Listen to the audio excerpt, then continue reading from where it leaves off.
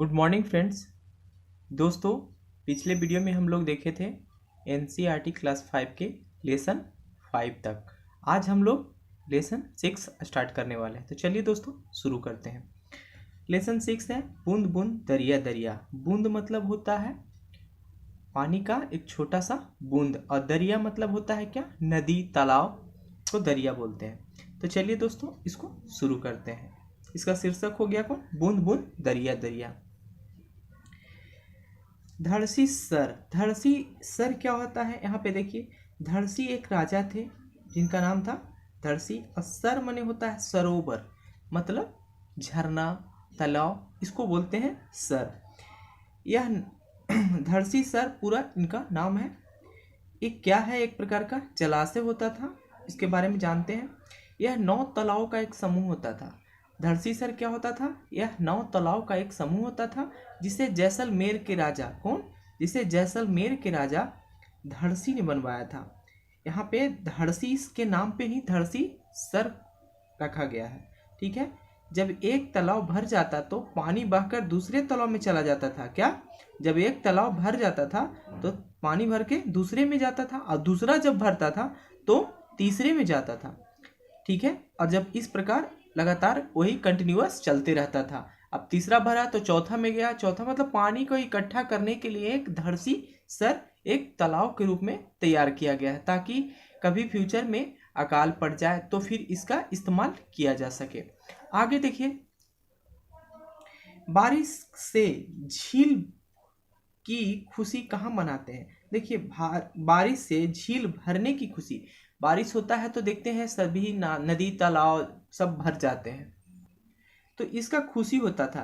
क्यों होता था कि उनको झील और झरना तालाब सब लोग सब भर जाता था, जिसके कारण होता था क्या, कि उनको सिंचाई में बहुत सुविधा प्रदान होती थी।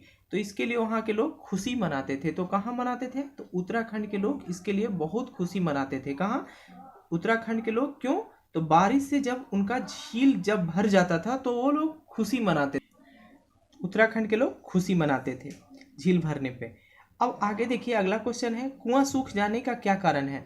अब देखिए, कुआं क्यों सूख जाता है, इसका सबसे बड़ा कारण है दोस्तों, आजकल मॉडर्न युग में क्या होता है, तो मोटर चलता है कुएं से, तो पानी की सिंचाई के लिए उसी का पानी इस्तेमाल होता है, जिसके कारण क्या होता है, उसमें मोटर डाल के चलाते हैं, तो धीरे धीरे उस पूरा कुआं सूख जाता है। और दूसरी चीज हो जाता है, कुआं के चारों ओर क्या होता है दोस्तों, पूरा ढलैया कर दिया जाता है, सीमेंट से पक्का कर दिया जाता है। तो उसके कारण भी क्या होता था, बारिश होता है तो कुएं के किनारे से पानी नहीं जा सकता है जमीन के अंदर रिस के, तो इसके पानी का लेयर ऊपर नहीं बढ़ पाता है, तो उसके चलते भी क्या होता है, कुआं धीरे धीरे सूखना शुरू हो जाता है। अब देखिए, झीलों का समाप्त होना, ये बहुत बड़ा रीजन हो दोस्तों। क्या होता है, जब बड़ा आसपास आपके गांव है, अगर वहाँ कोई बड़ा सा तालाब है, तो देखिएगा उस अगर तालाब पूरा भरा रहता है तो समझिए कि पूरा गांव के जितने घर हैं सबका चापाकल या हैंडपंप जो भी वो बोलते हैं, उसका लेयर है या कुआं का लेयर होता है जो बना रहता है। तो झील अगर आसपास तालाब झील जो भी अगर सूख जाता है तो क्या होता है, कुआं का लेयर होता है जो धीरे धीरे खत्म हो जाता है। आगे देखिए, जोधपुर की कहानी, ये बहुत इंपॉर्टेंट कहानी है, और इस कहानी के माध्यम से छोटे छोटे बच्चों को कहानीकार समझाने की कोशिश किया है। तो चलिए इसको देखते हैं। इस कहानी में बताया गया है दोस्तों कि 1986 में सूखा पड़ा था। कितना में, 1986 ईस्वी में भारत में सूखा पड़ा, तो लोगों ने पुरानी बावड़ियाँ क्या होता है यहाँ पे, बावड़ियाँ एक प्रकार का झील का ही साधन होता है, कुआं जैसा होता है। तो लोगों ने पुरानी बावड़ियों को फिर से साफ किया। बावड़ियाँ क्या था, पुरानी बावड़ियाँ भर गया था, खराब हो गया था, तो उसको फिर से साफ किया, और बावड़ी से ही पूरे शहर को पानी पिलाया। जब सूखा पड़ गया तो बावड़ी से ही पूरा शहर को पानी पिलाया। अब फिर से बावड़ी को बंद कर दिया गया है। देखिए, जब जरूरत होता है इंसान को तो उसको फिर से शुरू कर देता है, लेकिन ऐसा होना नहीं चाहिए, उसको बचा के रखना चाहिए ताकि फ्यूचर में उसको यूज किया जा सके। तो बावड़ी क्या हो गया, आप लोग समझ गए होंगे। अब अगला क्वेश्चन है, अल्बेरुनी। अल्बेरुनी कौन था, तो ये उज्बेकिस्तान से आया हुआ एक मुसाफिर था दोस्तों। ये भारत की यात्रा पे आया था। कहाँ से आया था, तो उज्बेकिस्तान से। अब इसके बारे में आप जान लीजिए। ये आया यहाँ भ्रमण किया, तो इनको सबसे अच्छा क्या लगा भारत में, तालाब का आर्किटेक्चर, यहाँ के घर कैसे बनाया गया है उसके बारे में, और यहाँ का तालाब का निर्माण, झील का निर्माण के बारे में इसको अच्छा लगा। तो ये क्या किया, इसकी अपने किताब में लिखा तथा इसकी खूब प्रशंसा की। आगे का क्वेश्चन देखते हैं दोस्तों। अब ये अपना कौन सी बुक में लिखे, तो इनका बुक था डाक टिकट। ये पूछा हुआ क्वेश्चन है सीटेट दोस्तों।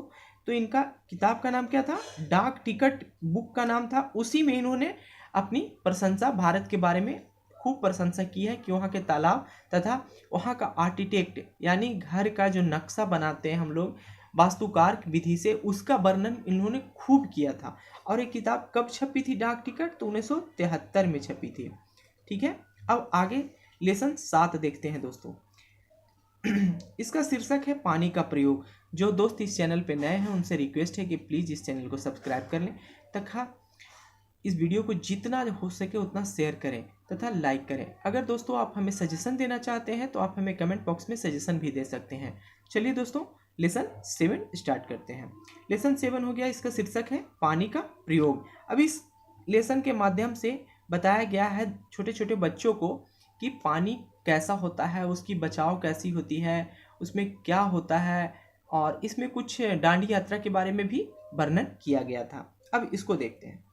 समुद्र तथा सागर का पानी कैसा होता है, तो कभी आप लोग समुद्र के किनारे विजिट पे गए होंगे, सी साइड, तो उस समय जैसे गोवा हो गया या फिर पुरी भी गए होंगे तो वहाँ भी देखे होंगे, या मुंबई साइड भी गए होंगे तो वहाँ भी आप लोग देखे होंगे कि वहाँ का पानी जो होता है नमकीन होता है। ठीक है, और नमकीन यानी खारा होता है। उस पानी को हम लोग पीने के यूज में नहीं कर सकते हैं। पूरा पृथ्वी पर क्या होता है दोस्तों, सिर्फ और सिर्फ 75% पानी है, लेकिन पीने योग्य कितना है, मात्र 3 से 4% पानी है जो पीने योग्य है दोस्तों। ठीक है, तो यही जो ग्लेशियर में बचा हुआ पानी है वही से पीने योग्य है। ठीक है, अब आगे देखिए मृत सागर का पानी कितना खारा होता है। मृत सागर एक समुद्र है, तो उसका पानी सबसे खारा होता है, इसीलिए उस सागर का नाम मृत सागर पड़ा। तो इसको कितना अगर आप 1 लीटर पानी लेते हैं तो उसमें 300 ग्राम साल्ट निकल जाता है, इतना खारा है। मतलब 1 लीटर आप पानी लेते हैं तो 300 ग्राम उस पानी निकल जाएगा, सॉरी नमक निकल जाएगा उस पानी से। आगे देखिए डांडी यात्रा कब हुआ था, तो आप लोग सब जानते होंगे 1930 ईस्वी में हुआ था। तो क्या हुआ था, महात्मा गांधी अपने कुछ साथियों के साथ अहमदाबाद से कहाँ तक, डांडी तक गए थे, यात्रा किए थे, और वहाँ इन्होंने नमक कानून को तोड़कर खुद से नमक बनाकर नमक कानून तोड़ा था। तो आगे इसके बारे में जानकारी लेते हैं। डांडी यात्रा कब हुई थी, तो ये आप लोग जानते ही होंगे 1930 में। बहुत क्वेश्चन इससे पूछा है, सीटेट भी पूछा है, डायरेक्ट क्वेश्चन इससे। डांडी यात्रा का संबंध क्या है, तो डांडी यात्रा में होता था क्या दोस्तों पता है, समुद्र में है डांडी गुजरात में पड़ता है, एक जगह है गुजरात में वहीं पड़ता है। तो अंग्रेज क्या करते थे, हमारे गुजरात में जाके हमारे भारत में से उसी नमक को क्या करते थे, नमक बनाते थे, उसी नमक को और अच्छे मतलब महंगे रेट से हमारे भारतवासियों के बेचा करते थे। तो महात्मा गांधी ने इसका विरोध किया और अहमदाबाद से डांडी तक खुद पैदल गए अपने साथियों के साथ, वहाँ खुद से नमक बनाकर इस नमक कानून को तोड़ दिया, और उसी दिन डांडी यात्रा के नाम से जाना जाता है। तो डांडी यात्रा कहाँ से शुरू हुई थी, तो अभी आप लोग को बताया कि अहमदाबाद से शुरू हुआ था, कहाँ तक हुआ था, तो डांडी तक चला था। अब कौन इसमें सहयोग दिए थे, तो महात्मा गांधी का इसमें सबसे बड़ा योगदान था। आगे देखिए डांडी कहाँ पर स्थित है, तो ये भी हम आपको बता चुके हैं, वो गुजरात में है। गुजरात में एक छोटा सा जगह है समुद्र साइड, तो उसी का नाम डांडी है। और अभी आप लोग जानते हो डांडी नमक भी आया है, उसी के नाम पे ही ये बनाया गया है। अब आगे का नेक्स्ट लेसन है लेसन 8। इसमें आपको बताया गया मच्छरों का दावत। देखिए दोस्तों ये फनी नाम से ऐसे बनाने से बच्चे इस पर ज़्यादा अट्रैक्ट होते हैं, इसीलिए मच्छरों का दावत ये फनी नाम बनाया गया। और इसका शीर्षक ऐसा बनाने का मेन मकसद होता है कि बच्चों को इसकी ओर आकर्षित करना। ठीक है, अब इसके बारे में हम लोग जानते हैं। अब इसमें बताया है मलेरिया की दवाई। मलेरिया एक बीमारी है दोस्तों जो मच्छर काटने से होता है, ठीक है। तो मलेरिया की दवाई किससे बनती है? तो सिनकोना का पेड़ के छाल से, ठीक है। अभी फिलहाल कोविड-19 के इलाज में इसका मलेरिया की दवा को काफ़ी इस्तेमाल हो रहा था, ठीक है। आयरन किससे प्राप्त होता है? मलेरिया की दवा किससे बनती है? तो यहाँ ध्यान दीजिएगा, सिनकोना के पेड़ के छाल से, उसका जो छाल होता है ना ऊपर का, उसी से मलेरिया की दवाई बना जाती है। और ये सिनकोना के पेड़ में एक गुण होता है दोस्तों, अगर इसका मेडिसिन तैयार होता है तो आपका इम्यूनिटी सिस्टम को काफ़ी मजबूत करता है, ठीक है। आयरन किससे प्राप्त होता है? आयरन, खाने में जो आयरन होता है सबसे ज़्यादा किस में पाया जाता है? गुड़ में, आंवला में, हरी पत्तेदार सब्जियां में, जिसको हम लोग लोहा भी बोलते हैं, आयरन उसी को हिंदी में लोहा बोलते हैं। तो आयरन सबसे ज़्यादा गुड़, आंवला, हरी पत्तेदार सब्जियां में सबसे ज़्यादा पाया जाता है, ठीक है। अगला देखिए, मलेरिया का कारण क्या होता है? तो मलेरिया का कारण प्लाज्मोडियम होता है दोस्तों, ठीक है। मलेरिया, जिसको मच्छर को ही प्लाज्मोडियम बोलते हैं, ठीक है। अब आगे देखिए, मलेरिया किस मच्छर से होता है? बहुत इंपॉर्टेंट क्वेश्चन है और कई बार सीटेट में पूछा हुआ है। तो मलेरिया किस मच्छर से होता है? तो मादा एनाफ्लीज मच्छर होता है। कौन सा? मादा एनाफ्लीज मच्छर, इसका कलर भूरे रंग का होता है, ठीक है। ये क्वेश्चन भी सीटेट में कई बार पूछा हुआ। तो दोस्तों आप लोग एक एक क्वेश्चन पे एकदम कंसंट्रेशन से देखें, ताकि एक भी क्वेश्चन आपको अगर यहाँ से आ जाए तो आप उसको छोड़ नहीं सके, उसको एकदम 100% सोल्व करें। और 30 नंबर से मैं गारंटी देता हूँ दोस्तों, ये टोटल नोट्स अगर आप अच्छे से कर लेते हैं तो 25+ आपको ईजिली आ जाएगा। अगला क्वेश्चन देखते हैं दोस्तों, दिल्ली के स्कूल में एनीमिया से बच्चे कब प्रभावित हुए थे? ये भी क्वेश्चन सीटेट में पूछा हुआ है दोस्तों। तो दिल्ली के स्कूल में एनीमिया से बच्चे कब प्रभावित हुए थे? तो 17 नवंबर 2007 को दिल्ली के सभी स्कूलों के लगभग सभी स्कूलों के बच्चे थे कि जो कैसे किसे बीमार पीड़ित हो गए थे। तो एनीमिया नामक एक रोग है जो क्या होता है, बच्चों मनुष्य में खून बनना कम हो जाता है, उसी कारण एनीमिया रोग होने जाता है, ठीक है। तो कब हुआ था? तो 17 नवंबर 2007 को ये काफ़ी बच्चों में पाया गया था दिल्ली में। अब आगे देखिए, मच्छर के पेट में किसने झांका? देखिए कितना मतलब क्वेश्चन भी बनाया है तो कितना फनी टाइप से बनाया है। तो इसका मतलब बच्चे काफ़ी, अब मच्छर होता है, अब बच्चे अट्रैक्ट होंगे कि मच्छर के पेट, एक मच्छर छोटा होता है और उसका पेट में झांकना काफ़ी कठिन है, कैसे झांक लिया, तो उसके प्रति उसको आकर्षित होते हैं। तो इसी कारण ऐसा क्वेश्चन दिया गया है ताकि बच्चे उत्सुकता से इसको सीख सकें।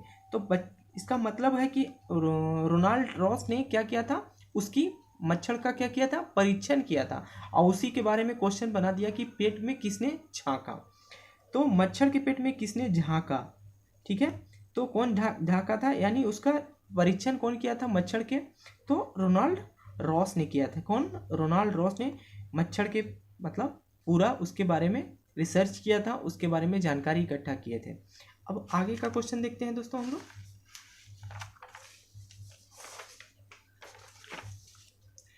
अगला क्वेश्चन देखिए दोस्तों, मलेरिया, डेंगू, चिकनगुनिया से सावधानियां।